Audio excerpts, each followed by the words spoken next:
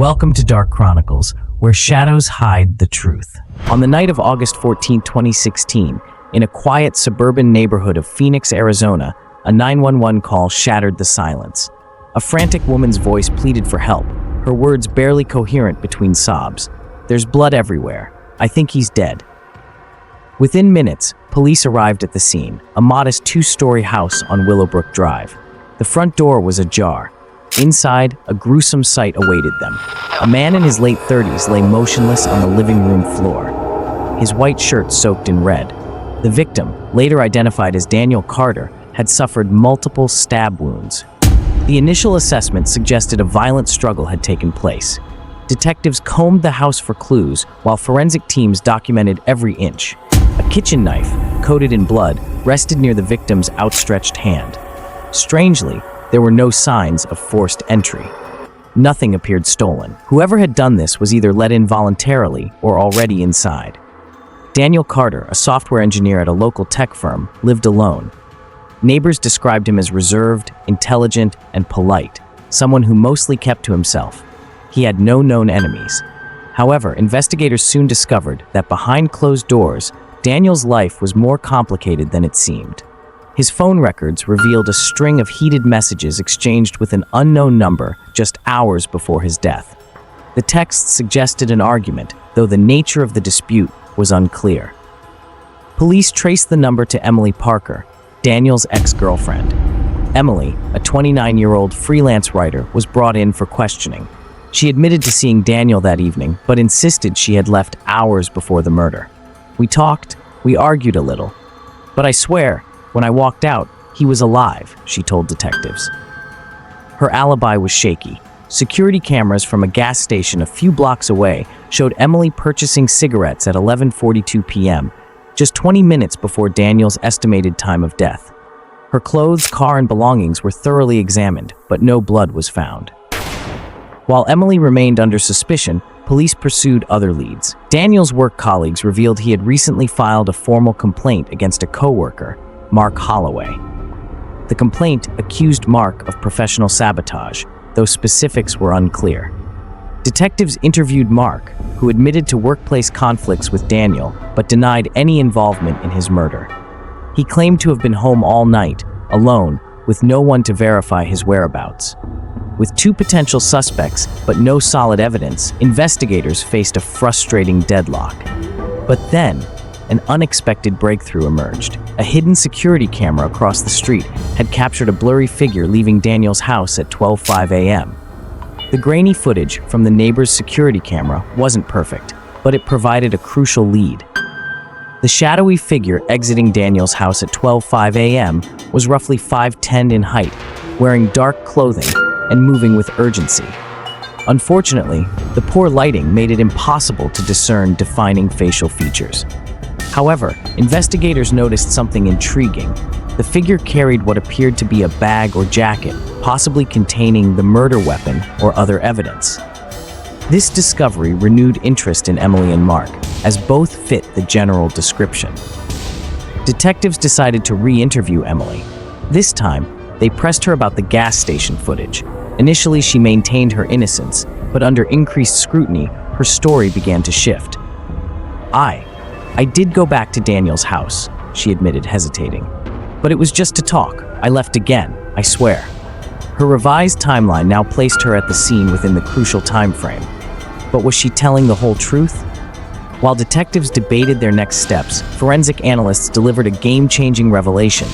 DNA found beneath Daniel Carter's fingernails did not match Emily Parker. Instead, it belonged to an unidentified male. With Emily seemingly ruled out as the killer, attention turned back to Mark Holloway. Investigators obtained a warrant for his DNA, comparing it to the sample from Daniel's fingernails. The results? A perfect match. When confronted, Mark initially denied everything, claiming he had never been to Daniel's house that night. But the forensic evidence was damning. Faced with irrefutable proof, his demeanor changed. His face tightened, his voice grew shaky. "This is a mistake," he muttered, but the panic in his eyes betrayed him. Police arrested Mark Holloway on suspicion of murder, but one question remained. What had truly happened that night? Inside the stark interrogation room, Mark Holloway sat with his arms crossed, his jaw clenched. Across the table, Detective Reynolds leaned forward. "Mark, we have your DNA under Daniel's nails. That means there was a struggle. That means you were there. Do you want to explain that?" Mark exhaled sharply, running a hand through his disheveled hair. "I don't know how that's possible. Maybe we shook hands earlier that day. Maybe." Reynolds cut him off. "That doesn't explain defensive wounds. It doesn't explain why Daniel fought back." For hours, Mark refused to admit anything. He cycled through denial, frustration, and silence. But when detectives played back the security footage from the neighbor's camera, showing his approximate build leaving Daniel's house, his resolve began to crumble. Finally, he spoke.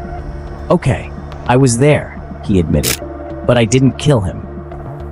According to Mark, he had gone to Daniel's house that night to confront him about something personal, something that had been eating away at him for weeks. "It was about Emily," Mark said. "I knew he was seeing her behind my back." Mark claimed the conversation turned heated, and Daniel shoved him. That's when things got physical. "Yeah, we fought. But I swear, when I left, he was still alive." Detectives weren't buying it. "You expect us to believe that you just walked away? That someone else just happened to come in after you and kill him?" "That's exactly what I'm saying," Mark insisted. But the evidence painted a different picture. There were no signs of forced entry, no indications that another person had entered after Mark. And the murder weapon? Still missing. As investigators worked to solidify their case, they uncovered a crucial new detail: Mark's phone records. At 12:07 a.m., just 2 minutes after the security camera captured a figure leaving Daniel's house, Mark's phone pinged a nearby tower. Then, in the following minutes, his location data showed movement toward a secluded park near the river. Could this be where he had discarded the murder weapon? Police organized a search, scouring the riverbanks. And after hours of painstaking effort, they found it: Daniel Carter's missing kitchen knife, buried in the mud. The blade was wiped clean, but forensic specialists still found traces of blood in the grooves of the handle.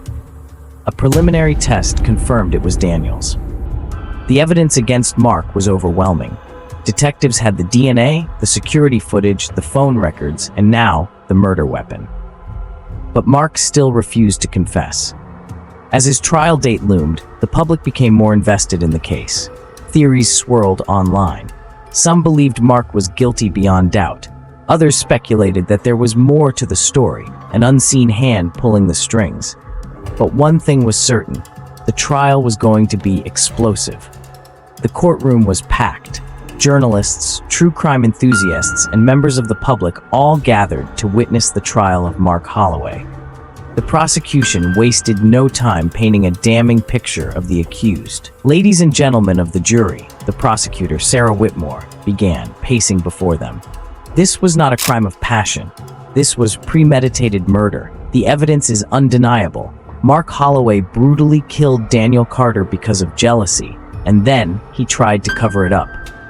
She laid out the prosecution's key points: the DNA under Daniel's nails, the security footage, the phone records, and the recovered murder weapon. Then, Whitmore introduced the prosecution's star witness, Emily Roberts. Emily, the woman at the center of this tragic story, took the stand hesitantly. Her eyes darted between Mark and the prosecutor before she took a deep breath. "Emily, how would you describe Mark and Daniel's relationship?" Whitmore asked. "They were friends," Emily replied. "At least they used to be. But things changed when Mark found out that Daniel and we were seeing each other." Emily admitted that Mark had been furious when he found out, but she insisted he wasn't a violent person. He was hurt, yes, but murder? That's not him. The prosecutor wasted no time dismantling her statement. "Emily, is it true that on the night of the murder, Mark sent you a message saying, 'I'm going to fix this once and for all'?" Emily nodded reluctantly. "Yes, but I didn't think..." "You didn't think he meant murder?" Whitmore interrupted. "Even though he was angry? Even though he blamed Daniel for what happened?" Emily fell silent. Mark's defense attorney, James Holloway, his older brother, approached the jury with a calm but determined presence. "Ladies and gentlemen, he said. "This case is built on assumptions. Yes, Mark was there. Yes, he and Daniel fought, but that doesn't mean he's a killer." He argued that there was no direct evidence proving that Mark had committed the murder. Yes, the prosecution found the murder weapon near where Mark had been that night, but can they prove he was the one who hid it there? He called a forensic expert to the stand, who confirmed that while Mark's DNA was under Daniel's nails, no fingerprints were found on the knife itself. If my client was so reckless as to leave his DNA at the scene, why would he be careful enough to wipe the weapon clean? The defense also introduced an alternative theory that someone else had a motive to kill Daniel, someone the police had ignored in their rush to convict Mark. The tension in the courtroom grew. Whispers spread through the gallery. Was it possible that Mark was telling the truth? But the prosecution had one last piece of evidence, one that would change everything. Just when it seemed like the defense had created enough doubt, the prosecution revealed its most damning piece of evidence: Mark Holloway's voice. "We obtained an audio recording from Daniel Carter's smartwatch," Prosecutor Whitmore announced, her voice steady. It recorded the last moments of his life. Gasps rippled through the courtroom. Even Mark stiffened in his seat. He had not been aware of this recording. The judge allowed the jury to hear the file. The courtroom fell silent as the playback began. At first, there was shuffling, maybe Daniel moving, maybe someone else in the room. Then, voices. "Mark, stop! You're taking this too far." Daniel's voice was unmistakable, frantic, fearful. Then another voice, low, angry. "You took everything from me. You don't get to win." A struggle, heavy breathing, a loud crash. Then silence. The audio ended, but the tension in the courtroom remained thick. The jury members exchanged glances, their expressions dark with realization. "This," Whitmore said, turning back to the jury, "is the voice of a murderer." Mark's attorney immediately objected, questioning the authenticity of the recording. "This recording only proves that an argument occurred," he argued. "It does not prove that my client committed murder." But the damage was done. The prosecution had placed doubt in the minds of the jury. The judge adjourned for the day. The court would reconvene in the morning, and the trial would soon reach its conclusion. Outside the courthouse, reporters scrambled to broadcast the latest development. News stations ran headlines: "Shocking audio evidence in Holloway murder trial." "Final nail in the coffin? Prosecution unveils damning recording." Public opinion was shifting. Social media exploded with theories. Some believed Mark was guilty beyond a doubt. Others suspected the recording had been tampered with. A few even suggested a cover-up, that someone else had framed Mark and planted the audio. Conspiracy forums dissected every detail of the trial. Was the smartwatch evidence truly reliable? Could AI have been used to manipulate the recording? The next day, the court would reconvene for closing arguments. The fate of Mark Holloway was about to be decided. As the courtroom settled the next morning, Mark's attorney, Jonathan Ellis, knew he had to dismantle the impact of the prosecution's recording. "Ladies and gentlemen of the jury," Ellis began, stepping towards them with measured confidence, "let's talk about reasonable doubt." He gestured towards the prosecution's table. "They want you to believe that a single audio clip, a clip with no video, no timestamps beyond what they claim, proves guilt." Ellis paced. "But what did we actually hear? A heated argument? Yes. Tension? Absolutely. But proof of murder?" He turned back to the jury. "No, not beyond a reasonable doubt." He played the clip again, stopping at the most critical moment. "Listen carefully," he instructed. "You hear, 'You took everything from me.' But do we know who said it?" The courtroom remained silent. Ellis continued, "The prosecution assumes it's Mark. But I ask you, why would my client, a man with no history of violence, suddenly commit murder in such a reckless way?" He then introduced his own expert witness, Dr. Elaine Carter, an audio forensics analyst. "Dr. Carter," Ellis asked, "is there a chance this recording has been altered?" Dr. Carter adjusted her glasses. "Yes," she said firmly. "Audio can be edited, manipulated, or even generated using AI." Murmurs rippled through the audience. Ellis seized the moment. And did you find inconsistencies in this recording? Dr. Carter nodded. The sound profile suggests multiple layers of noise, inconsistent with a single natural recording. There's a possibility that this was tampered with. Gasps echoed in the courtroom. The defense had struck a nerve. Prosecutor Whitmore wasted no time. Dr. Carter, isn't it true that no major forensic lab has flagged this recording as fraudulent? Dr. Carter hesitated. Correct. Whitmore cut her off. So, despite the defense's theories, there's no actual proof that this recording was altered? Dr. Carter sighed. Not conclusively, no. Whitmore turned to the jury. Ladies and gentlemen, don't let the defense distract you with what-ifs. The facts remain. Mark Holloway was in that apartment. He was the last person with Daniel Carter, and now Daniel is dead. Ellis objected. Speculation. The judge allowed it. Whitmore drove her point home. We don't need theories. We have evidence. The tension in the room was palpable. The case was about to reach its climax. As the trial neared its climax, the defense called their final witness, Eleanor Carter, Daniel's younger sister. She hesitated as she took the stand. Her hands trembled slightly as she was sworn in. Ellis approached gently. Eleanor, I know this is difficult, but can you tell the court about your last conversation with Daniel? Eleanor nodded, her voice quiet but firm. He was worried. He said he felt like someone was watching him. Murmurs swept through the gallery. Ellis pressed on. Did he say who? Eleanor swallowed. No, but he mentioned he didn't trust someone close to him. Ellis let the words sink in before continuing. Eleanor, did Daniel ever express fear of Mark Holloway? She hesitated. No, not exactly. Ellis nodded. But you're certain he was afraid of someone? Yes. Ellis turned to the jury. Members of the jury, this is crucial. The prosecution wants you to believe this was a crime of passion. But what if there was someone else? Someone we haven't even considered? Whitmore stood immediately. Objection. Speculation. The judge ruled, sustained. Counsel, keep your questioning relevant. Whitmore wasted no time in cross-examining Eleanor. Miss Carter, Whitmore began, her tone sharp. You say Daniel was afraid of someone. Did he ever name Mark Holloway? Eleanor shook her head. No, Whitmore nodded. Yet you sit here and let the defense create doubt, when in reality, the only person in that apartment with your brother that night was Mark Holloway. The courtroom felt charged.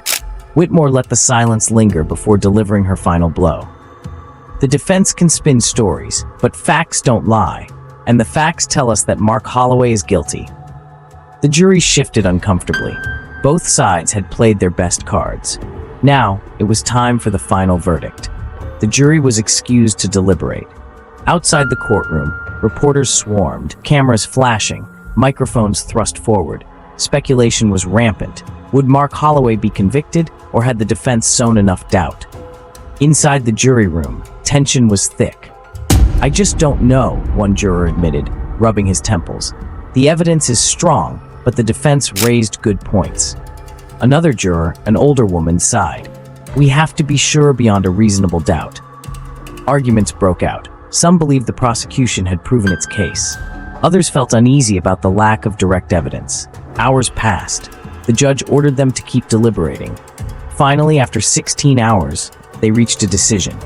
Back in the courtroom, everyone held their breath. The foreman stood, unfolding the paper. In the case of the State versus Mark Holloway, on the charge of murder, we find the defendant. A pause. Guilty. Gasps erupted. Mark Holloway's mother broke into sobs. His attorney closed his eyes, exhaling sharply. Whitmore remained expressionless. Justice had been served. Ellis looked down. He had done everything he could. The judge turned to Mark. You are hereby sentenced to life in prison without the possibility of parole. Mark's face remained blank. It was over. Or was it? Public reaction was immediate. Some felt justice had been done.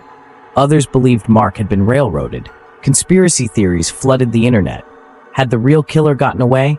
Was Mark a scapegoat? Investigative journalists began digging. Some former detectives whispered about missing evidence. And then, 5 years later, a shocking revelation would shake everything. A forgotten piece of DNA evidence, overlooked in the original investigation, would emerge. And it wouldn't match Mark Holloway. It would match someone else. someone the police had never even suspected. But that is a story for another time. 5 years after Mark Holloway's conviction, a forensic scientist working on cold cases stumbled upon an anomaly. An untested blood sample from the crime scene had been stored improperly and overlooked. It was finally tested against national databases. The result? A match. But not to Mark Holloway. It belonged to Daniel Brooks, a convicted felon with a history of violent offenses. Detectives reopened the case. How had Brooks' DNA been at the scene? Had he been overlooked in the original investigation? Pressure mounted. The media caught wind. Wrongfully convicted. Headlines screamed. Public outcry surged. Had the justice system failed Mark Holloway? And if so, what happened the night of the murder? Detectives tracked down Daniel Brooks. At first, he denied everything. But then, one damning detail emerged. A witness previously afraid to speak came forward. "I saw him that night," the witness claimed. "Near the house. He looked nervous." Brooks' alibi crumbled. Faced with DNA evidence and witness testimony, Brooks confessed. He had been robbing the house when the victim walked in. A struggle ensued. One fatal mistake and a life was lost. Mark Holloway's attorneys fought for a retrial. Prosecutors resisted. No one wanted to admit an innocent man had spent 5 years in prison. But the new evidence was undeniable. The judge had no choice. Mark Holloway's conviction was overturned. After 1,025 days behind bars, he walked free. Tears streamed down his face. His mother embraced him, sobbing. Justice had taken too long, but finally it had arrived. Mark Holloway's release was bittersweet. Yes, he was free, but he had lost 5 years of his life. His career? Gone.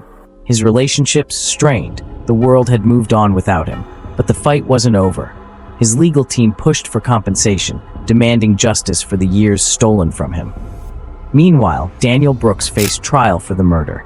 This time, the evidence was ironclad. DNA, a confession, a witness. The jury deliberated for only 3 hours.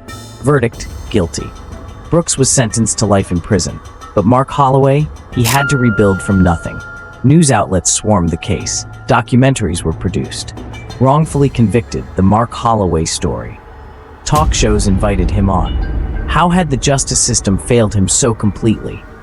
Experts debated. Could this happen again? How many innocent people were behind bars right now? Mark Holloway became an activist fighting for others like him, a symbol of hope and a warning. But deep down, one question haunted him. Would he ever truly reclaim his life? Mark Holloway tried to go back to normal. But what was normal anymore? The job market was brutal. 5-year employment gap. No one wanted to take a chance on him. His name was still linked to the case. Some people still doubted his innocence. Others whispered behind his back. He started therapy. The nightmares didn't stop. Bars, handcuffs, that cold, dark cell. Every night he woke up drenched in sweat. Mark's legal team filed a wrongful conviction lawsuit. The police had rushed to judgment, ignored key evidence, faked witness statements. It was an undeniable failure of justice. The city settled, but money couldn't fix everything. Could it fix his life? Some people supported Mark. Others said he must have done something to deserve it. The internet argued. News channels debated. The truth? It didn't matter anymore. His reputation was permanently damaged. Mark used part of the settlement money to move out of state. A fresh start, a new identity. He cut ties with old acquaintances, changed his phone number, avoided social media entirely, but paranoia never left him. Was that stranger at the grocery store looking at him? Did his new co-workers know? Trust was shattered. He felt like a ghost in his own life. Years later, an investigative journalist dug deeper. A retired cop admitted there were things we couldn't say back then. New forensic methods revealed inconsistencies. DNA evidence had been mishandled. A crucial piece of the case, an anonymous tip, was traced back to an ex-cop. Someone had framed Mark from the start. The real killer? He was never found. Mark Holloway's case became a lesson, a textbook example of failed justice. They say innocent until proven guilty. But sometimes public opinion decides first. And the system, it doesn't always protect the innocent. Mark's story faded from headlines, but never from his mind. His trust in the system shattered. His name forever linked to a crime he never committed. His freedom, a fragile illusion. Some still whispered guilty behind his back. Others believed he was a victim. But in the end, the truth no longer mattered. Justice is supposed to be fair. But what happens when it isn't? How many others have suffered the same fate? How many are sitting in cells right now for crimes they never committed? Maybe we'll never know. And that is another chapter in the Dark Chronicles. If you found this case as unsettling as we did, don't forget to like, share, and subscribe for more deep dives into the world's most chilling mysteries. Until next time, stay vigilant.